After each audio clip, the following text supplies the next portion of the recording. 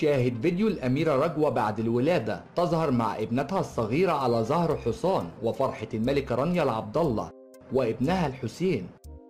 كما أصدر الديوان الملكي الأردني بيان يسر الديوان الملكي الهاشمي أن يعلن بأن صاحب السمو الملكي الأمير الحسين بن عبد الله الثاني ولي عهد الأردن والأميرة رجوة قد رزق اليوم بمولودة صغيرة وسموها إيمان.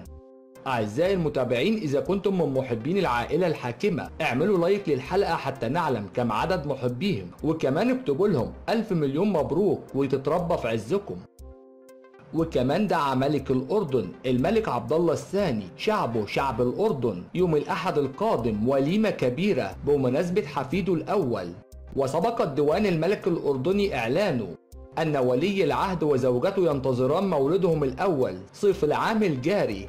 كما عقب ولي عهد الأردن الأمير الحسين في مقابلة على قناة العربية عن شعوره، وقال: لا أعلم ماذا علي أن أتوقع، لكن الحمد لله ومتحمسون والأهل متحمسون أيضا. أعزائي المتابعين، إذا كنتم من محبين العائلة الحاكمة اعملوا لايك للحلقة حتى نعلم كم عدد محبيهم، وكمان اكتبوا لهم 1000 مليون مبروك وتتربى في عزكم.